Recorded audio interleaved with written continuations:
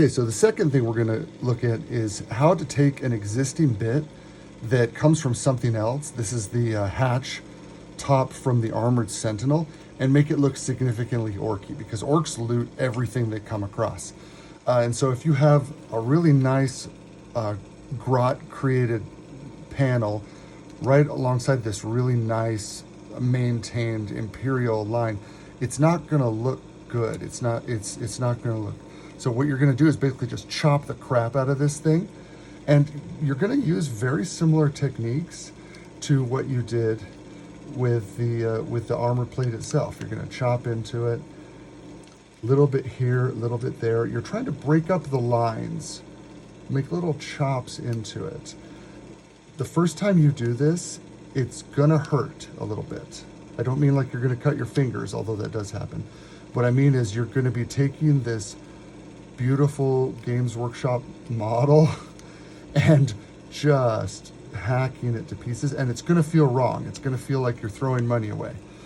But the more you do it, the better it will look, because all these little cuts and grooves are gonna take your inks and your contrast paints, and they're gonna just give so much pattern and texture to the ending product. It's actually gonna make your painting process easier. Now see here on this flat area, I can actually just angle the knife and kind of dig a little groove in there. But mostly what I'm doing is I'm just looking around. You can do this as much or as little as you prefer. Here I'm not going to cut all the way through because it's hollow inside. If I were actually to cut like a big gouge out of it, it would show the interior. So you do want to be mindful of, okay, I don't want to cut this thing up so much that now you can see that the inside is hollow. It breaks the immersion. Now so I do shallow cuts, I do long cuts. One thing I really like to do is add bullet holes. So for that, I have my little hand drill, and I do two sizes. What I'll do is first I'll go through and I'll put in some of the larger bullet holes. These I imagine are like bolt gun rounds that have impacted, maybe like an autocannon round, something of that high caliber. Just do like 3 or 4 turns. You don't want to, well, okay, you can, but generally you don't want to go all the way through, because then you've got a hole. But sometimes you can go all the way through if you want to show a round that penetrated.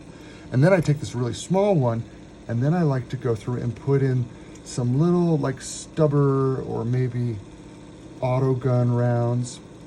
When I do the little ones, I always imagine like a little machine gun spray, like going across, like, you know, just kind of leaving a little trace across there. Little touches like that kind of tell a story of, you know, how this thing got broken. And one of the things that I like to do, see how the holes kind of got filled up with their own little shavings?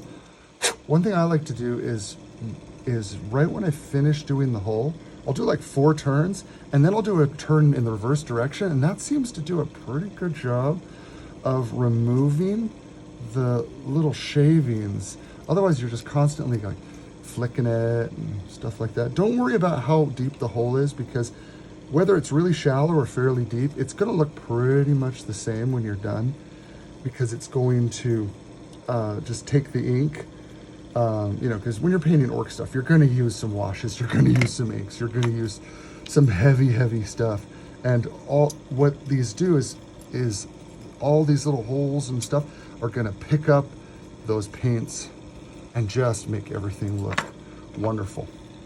All right, so we have done, I know the adepts of Mars in the chat right now are already screaming in binaric and typing furiously with their mechadendrites.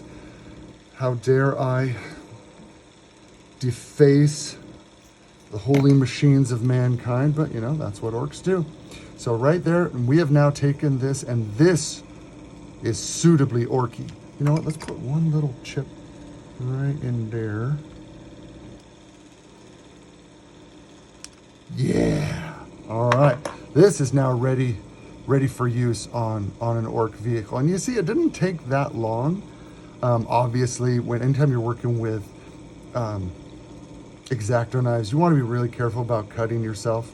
You want to be really careful because they are very, very sharp. Anyway, that's how it's done.